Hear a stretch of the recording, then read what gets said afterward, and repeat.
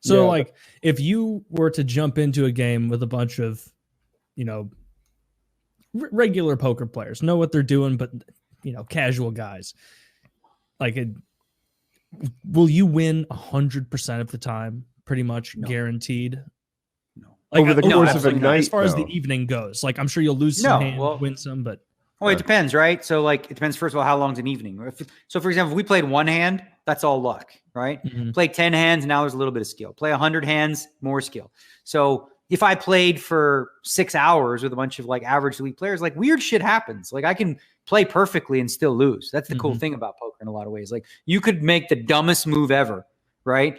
And, like, try to give me your money, but then somehow the deck bails you out and you catch your miracle card and, you know, and I'm losing. That happens that's one of the lures of poker. One of the things about poker that confuses people, like someone said this a while ago, that poker is a lot like sex in that everybody thinks they're really good at it, but most people don't have a clue what they're doing.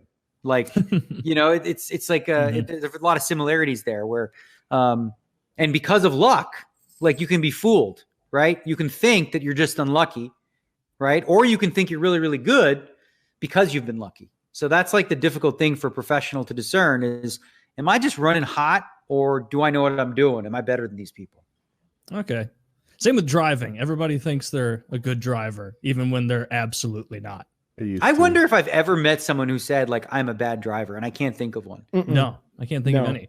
I mean, you've met a lot of women. My wife was well, the proof's in the pudding. Jackie will just straight up admit it and be like, yeah, not my thing. right. She goes to back out of a parking space. She just screams, look out! 2 days ago, her car died. And she's like, I swear, I didn't hit anything this time. It just happened. I was going straight and level, and it just blew up. You immediately check under the car for a mailman. She calls me. Oil in it 30,000 miles ago. The car's making noises, and I'm like, all right, because that could mean anything. It's brake squeal, belt squeal, it could anything. And she's like, it sounds like a choo-choo train, and she sent me an audio file via text. It's like a chugga chugga chugga chugga chugga. I was like, oh my god, it sounded just like a choo-choo train. Yeah, I'm going 82 miles an hour on the freeway right now. Is this a problem? Get your ass home. She held it up by the hood. It can't be good. It can't be good. It's just some valves going bad or something. No, it was I popped the hood and looked at it, and right in the front of the engine, there's a big pulley with the fan on it for the radiator.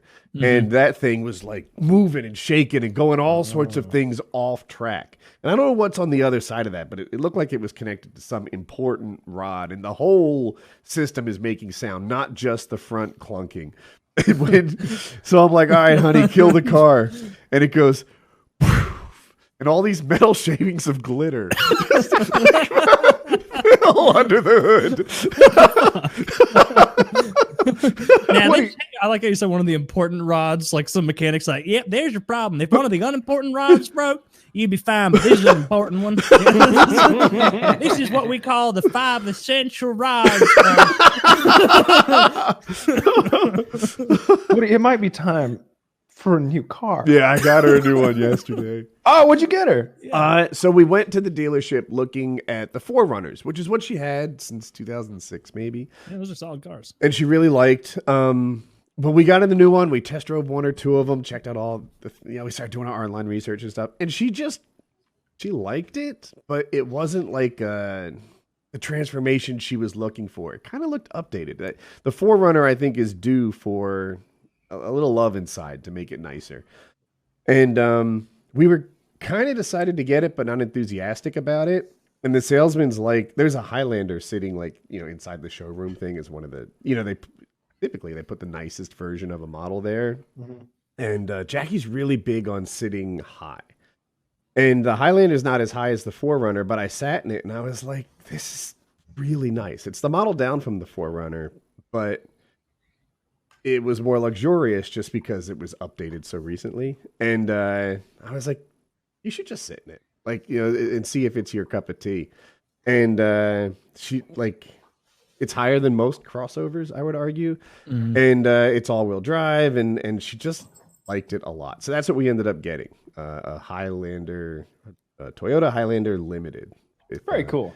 Nice. It's black, but I think they call it magnetic. And the inside is like a tan brown combo. And we test drove all of them. It was really good. And so we got her a new car yesterday. Very cool. Nice. Daniel, you've made a lot of money.